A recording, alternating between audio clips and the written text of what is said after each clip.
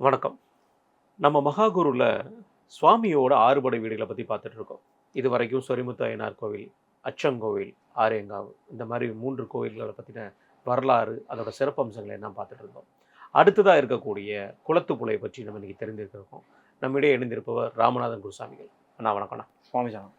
நான் அந்த சபரிமலையோட யாத்திரையை பற்றி பார்த்தோம். நிறைய விஷயங்கள் சபரிமலையை பற்றி புராதன விஷயங்கள், வரலாற்றுகள் எல்லாம் சொல்லியிருந்தீங்க. ஆறுபடை வீடுகளை பற்றி பேச ஆரம்பிக்கும் போது ஒரு 3 கோவில்களை பற்றி சிறப்பம்சங்களாக சொல்லியிருந்தீங்க. இது 4வது ஒரு சிறப்பம்சங்கிறது குளத்துப்புழை. நம்முடைய சரணங்களில் நம்ம சொல்றது குளத்துப்புழை பாலகனே அப்படிங்கிற ஒரு சொல்கிறோம். குளத்துப்புழையில நம்ம பார்த்துருப்போம், பாலக வடிவில் வந்து சுவாமி இருப்பார். இந்த குளத்துப்புழை கோவிலோட சிறப்பம்சங்கள், குளத்துப்புழை கோவிலில் உள்ள பூஜைகளை பற்றின விஷயங்கள் நிச்சயம். குளத்துப்புழை அப்படிங்கிறது பாலகன் சுரூபத்தில் சுவாமி இருக்கக்கூடிய ஒரு ஸ்தலம். இது வந்து ஒரு தீவு மாதிரி இருக்கக்கூடிய ஸ்தலம். சுற்றி 4 பக்கத்துலையுமே தண்ணீர் தான் இருக்கும். அதனால தான் குளத்துப்புழான்னு பேர். புழை அப்படின்னா ஆறு குளம்னு அர்த்தம். இந்த சுற்றி 4 பக்கமும் தண்ணி இருக்கிறதுனால குளத்துப்புழா அப்படின்னு பேர். அந்த குளத்துக்கு நடுவில் கோயில் இருக்கிறதுனால தான். நீங்கள் ஏன்னா கோயிலுக்கு போகிறதே பாலத்து வழியாக தான், பாலத்து வழியாக தான் கோயிலுக்குள்ளே போய் ஆகணும். இந்த குளத்துப்புழை அப்படிங்கிறது அநாகத சக்கர க்ஷேத்திரம். இந்த ஒவ்வொரு சக்கரமும் நம்ம சொல்கிறோம் அப்படின்னா அது ஏதோ சும்மா வந்துள்ள அது முன்னோர்கள் சொல்லி அந்த வழியில் வந்துருக்கு. இந்த ஒவ்வொரு சக்கரத்துக்கும் சகசனாமே இருக்குது.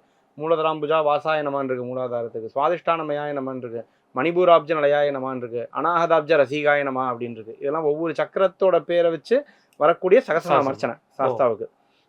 எல்லா தேவதைகளுக்குமே இந்த மாதிரி உண்டு. சாஸ்தாவுக்கும் உண்டு, அம்பாளுக்கும் உண்டு. எல்லா தேவதைகளுக்குமே இந்த மாதிரி சக்கரக்ஷேத்திரங்கள் 6 சக்கரக்ஷேத்திரம் அப்படிங்கிறது கணபதிக்கும் உண்டு. இந்த மாதிரி எல்லா தேவதைகளுக்குமே உண்டு. அப்படி இருக்கும்பொழுது இந்த குளத்துப்புழை அப்படிங்கிறது சாஸ்தாவோட அநாகத சக்கர க்ஷேத்திரம்.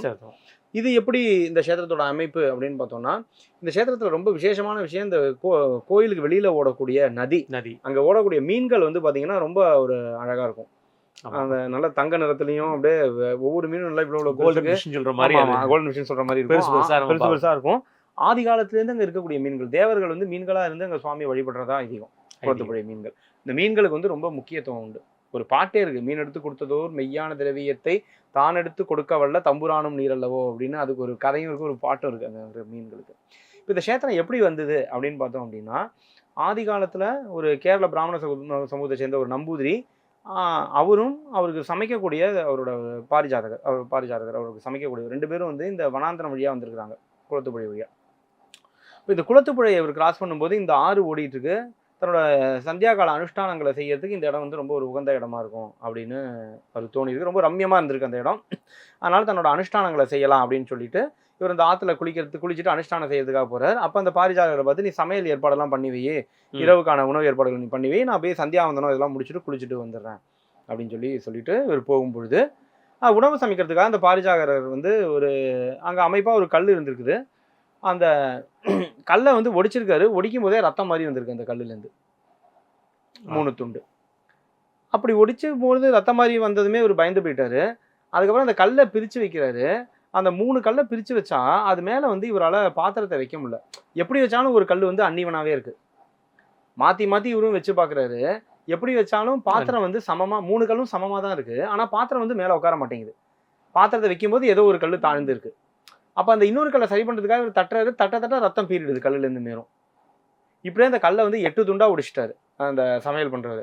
இந்த 8 துண்டாக ஒடிக்க ரத்தம் பீறிடுது. பாத்திரம் மேலே உட்காரவே மாட்டேங்குது. இவருக்கு ரொம்ப பயமாக போச்சு, ரொம்ப ரத்தம் வரும், இது ஏதோ வேற ஒரு இது மாதிரி இருக்குது அப்படின்னு சொல்லிட்டு அந்த நம்பூதிரி கிட்ட போய் சொல்கிறாரு. தன்னோட தலைவன்கிட்ட போய் இந்த மாதிரி ஆயிடுச்சு அப்படின்னு சொல்லும்பொழுது, இப்போ அவர் வந்து அந்த இடத்துல பிரச்சனை போட்டு பார்க்கும்பொழுது இந்த கல்லில் வந்து சாஸ்தாவோட சாநித்தியம் இருக்குது அப்படிங்கிறது அவருக்கு தெரியும். சாஸ்தா வந்து பாலஸ்வரூபத்தில் இதில் இருக்கார். இதில் வந்து சாஸ்தாவோட சாநித்தியம் இருக்குது. இது வந்து பரசுராமன் முன்னாடி வைத்து பூஜை பண்ண இடம் அப்படின்னு தெரியும் பொழுது அந்த இடத்துல அந்த 8 கல்களையும் சாஸ்தாவாக பிரதிஷ்டை பண்ணுறது. ஓகே, அப்படி வந்தது தான் குளத்துப்புழை. அப்படி வந்து அந்த கல்கள் ஒடிஞ்சதுனால அதை விக்கிரகமாக பண்ண முடியாத ஒரு காரணத்தினால அந்த 8 கல் துண்டுகளையும் வச்சுட்டு அதுக்கு பின்னாடி பாலஸ்வரூபத்தில் சாஸ்தாவோட விக்கிரகத்தை வச்சு பிரதிஷ்டை பண்ணி அந்த தந்திரி பூஜைகளை பண்ணுறது. இன்றைக்கும் அந்த நம்பூதிரியோட பரம்பரையை சேர்ந்தவங்க தான், பட்டத்திரிப்பாடுன்னு அவங்க பரம்பரையை சேர்ந்தவங்க தான் குளத்துப்புழையில் பூஜை பண்ணுறது எல்லாமே, தந்திரியாக இருக்கிறது எல்லாமே அவங்க தான். அப்படி இருக்கக்கூடிய க்ஷேத்திரம் தான் குளத்துப்புழை. இன்றைக்கும் சுவாமிக்கு கீழே அந்த 8 கல் துண்டுகள் வச்சுருப்பாங்க. அது நம்ம கண்ணுக்கு தெரியாது, சின்னதாக தான் இருக்கும். ஆனால் அதுக்கும் எல்லா விதமான பூஜைகள் அபிஷேகங்கள் எல்லாமே உண்டு குளத்துப்புழை. இந்த குளத்துப்புழையில் நம்ம பண்ணக்கூடிய பூஜைகள் வந்து என்னென்ன பூஜைகள், என்னென்ன நாட்கள் ஸ்பெஷலான விஷயங்கள்? குளத்துப்புழையில் விஷுக்கணி வந்து ரொம்ப விசேஷம். உங்களுக்கு சபரிமலையில் இருக்கிறது இப்போதான் சபரிமலையில் விஷுவுக்கு கூட்டம் வருது. அப்போலேருந்தே குளத்துப்புழையில் வந்து விஷுக்கணி தரிசனத்துக்கு ரொம்ப கூட்டம் இருக்கும். கிட்டத்தட்ட 3000 பேர் 4000 பேர் 5000 பேர். ஏன்னா அது வந்து ஒரு கிராம பகுதி. அந்த இடத்துல 4000 பேர் 5000 பேர் விஷுக்கணி தரிசனம் பார்க்கறதுக்கு வருவாங்க குளத்துப்புழையில். அங்கே விஷுக்கணி தரிசனம் அப்படிங்கிறது ரொம்ப விசேஷம். இன்னொன்று, சாஸ்தாவோட ஸ்தலங்களில் சகஸ்ர கலசம் நடக்கக்கூடிய ஸ்தலம் குளத்துப்புழை.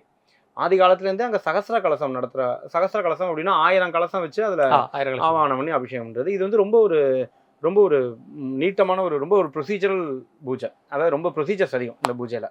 இது என்னைக்கு பண்ணுறாங்க இந்த பூஜை?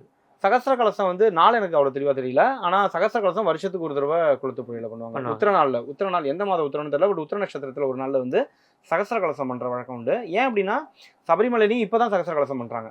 இப்போ நல்லா கோயில் நல்லா வளர்ந்து ஒரு பெருசாக வந்ததுக்கப்புறம் சகஸ்ர கலசம் பண்ணக்கூடிய வழக்கம் உண்டு. பட் அச்சங்கோயில் ஆரியங்காவு இங்கெல்லாம் வந்து சகஸ்ர கலசம் பண்ண எரிமேலி உள்பட சகஸ்ர கலசம் பண்ணுற வழக்கம், இங்கே பந்தனம் உள்பட இங்கே சகஸ்ர கலசம் பண்ணுற வழக்கம் கிடையாது. ஆனால் குளத்துப்புழையில் சகஸ்ர கலசம் பண்ணக்கூடிய வழக்கம் உண்டு. அது மட்டும் இல்லாமல் விஷுக்கணி அப்படிங்கிறது ரொம்ப விசேஷம். சுவாமி வந்து நம்ம பார்க்குறோம் பந்தளத்தில் வளர்ந்தாரு. சுவாமி வளரும்போது இந்தந்த இடங்கள்ல இந்தந்த ஆறுபடை வீடுகளில் இங்கெல்லாம் டிராவல் பண்ணியிருக்கிறாரா? இங்கே டிராவல் பண்ண மாதிரி எதுவும் சொல்ல, குளத்துப்புழைக்கு ஓரளவுக்கு தொடர்பு உண்டு. ஏன்னா குளத்துப்புழையில் சுவாமி பாலகனா இருந்து விளையாண்டுருக்கார் அப்படின்னு சொல்ற மாதிரி அவர் அந்த மீன்களோட சேர்ந்து விளையாண்ட மாதிரி ஒரு ஐதீகம் உண்டு.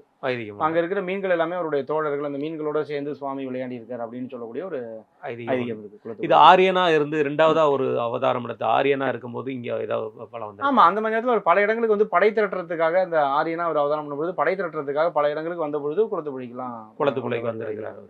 இந்த குளத்துப்புழையில நம்ம செய்யக்கூடாத விஷயங்கள், குளத்துப்புழையில செய்யக்கூடாத விஷயம் என்னன்னு பார்த்தீங்கன்னா இந்த மீன்கள் தான். இந்த மீன்கள் அப்படிங்கிறது வந்து அங்கே சுவாமிக்கு வந்து உள்ள என்ன சாணித்தியம் இருக்கோ அதே சாணித்தியம் இந்த மீன்களுக்கும் உண்டு. அவரோட தேவதைகள் அப்படிங்கிற மாதிரி ஒரு இது. யாரோ ஒரு பிரிட்டிஷ் துறை வந்து ஏதோ ஒரு மீனை பிடிச்சு அந்த மீனை கொன்று அதனால் அவருக்கு பார்வை போய் ரொம்ப கஷ்டப்பட்டு அதுக்கப்புறம் ஒரு தங்கத்திலேயே அதே மாதிரி ஒரு மீன் பிரதிமை செஞ்சு வைத்ததாகவும் அந்த தங்க மீன் வந்து இன்றைக்கும் சன்னிதானத்துக்குள்ளே இருக்குது. குளத்துப்புழையில் இன்றைக்கும் அந்த தங்க மீனை வந்து நம்ம பார்க்க முடியும். இங்கே மீன்கள் வந்து சுவாமியாகவே கருதப்படுகிறது. அந்த மீனை வந்து யாரும் எந்த விதமான தொல்லையும் பண்ணக்கூடாது. அது மட்டும் இல்லாமல் இந்த குளத்துப்புழையில் ஒரு விசேஷம் என்ன அப்படின்னா, ஒரு பெண்ணுறுத்தி, ஒரு சின்ன வயசு பெண்ணு அந்த குளத்துப்புழையில் தங்கி இருக்கக்கூடியவ எப்பொழுதும் அந்த ஆற்றில் குளிச்சுட்டு சுவாமியை டெய்லி நித்தியம் சேவித்து வரக்கூடிய பெண். அவள் வந்து அவளோட சித்தி தான் அவளை பார்த்துக்கிறாங்க. அப்படி இருக்கும்போது அந்த பெண்ணுக்கு கல்யாண வயது வருது. அவளுக்கு கல்யாணம் பண்ணிக்கிறதுக்கு ஆள் கிடையாது. அப்படி இருக்கும்போது அவங்க அம்மா கொடுத்த ஒரு மோதிரம் இருக்குது. அந்த மோதிரத்தை வச்சு தான் தான் வந்து கல்யாணம் பண்ணிக்கணும் அப்படின்னு சொல்லி நினைக்கும்போது ஒரு நாள் ஆற்றுல குளிக்கும்போது அந்த மோதிரம் வந்து தவறி போய் அப்போ அந்த மோதிரம் எங்கே அப்படின்னு இவளுக்கு தெரியவே இல்லை. அப்போ குளத்துப்புழை கோயிலுக்கு போய் சாஸ்தாட்ட சொல்லி அழறா, இந்த மாதிரி ஆகிடுது, எனக்கு மோதிரம் எங்கன்னே தெரியல அப்படின்னு. இப்படி மோதிரம் எங்கன்னு தெரியல அப்படின்னு சொல்லி வரும்போது அந்த கோயில் மேல்சாமி சொல்கிறேன், நீ கவலைப்படாமல் கண்டிப்பாக சாஸ்தா அவனுக்கு வந்து நல்ல வழி காட்டுவார் அப்படின்னு சொல்லிட்டு அப்போ தேடும் பொழுது அந்த ஆற்றுல இருக்கிற ஒரு மீன் வந்து அந்த மோதிரத்தை முழுங்கி அந்த மீன் வந்து அந்த மோதிரத்தை கக்கியிருக்கு. திரும்ப அந்த பெண்ணுக்கு திரும்ப அந்த மோதிரம் கிடைச்சிருச்சு. அதனால தான் பாட்டு, மீன் எடுத்து கொடுக்கவல்ல மெய்யான திரவியத்தை தான், மீன் எடுத்து கொடுத்ததோர் மெய்யான திரவியத்தை தான் எடுத்து கொடுக்கவல்ல தம்புரானும் நீரல்லவோ அப்படின்னு சொல்லி அந்த மோதிரம் அந்த பெண்ணுக்கு திரும்பி கிடைச்சி அவர் சாஸ்தாவுக்கு வந்து நமஸ்காரங்கள் சொன்னதா கதை உண்டு. அப்படி அங்கே வந்து அந்த மீன்கள் வந்து ரொம்ப முக்கியத்துவம் வாய்ந்தது குளத்துப்புழை. இங்கேயும் வந்து பெண்கள் அலௌடு இல்லையா?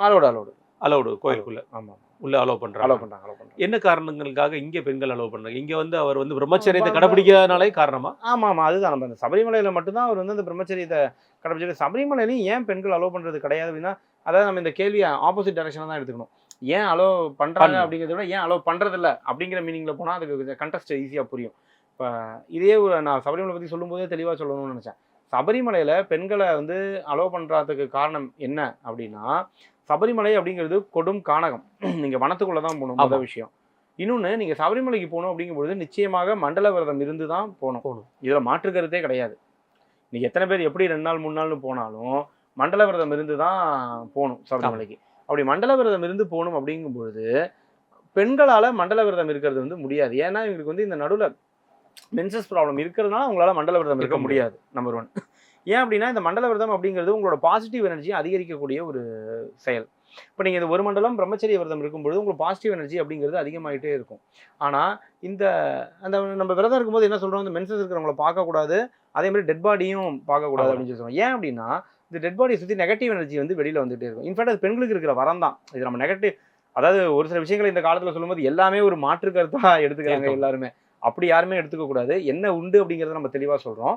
இப்போ பெண்களுக்கு இருக்கக்கூடிய வரம் என்ன அப்படின்னா, அவங்களோட நெகட்டிவ் எனர்ஜி அவங்க உடம்ப விட்டு வெளியில வர்றதுக்கான வரம் தான் இந்த 3 நாட்கள். 3 நாட்கள். அவங்க கிட்ட இருக்க கெட்டது எல்லாமே வெளியில வந்துடும். அந்த மாதிரி ஒரு வரம் கூட ஆண்களுக்கு கிடையாது.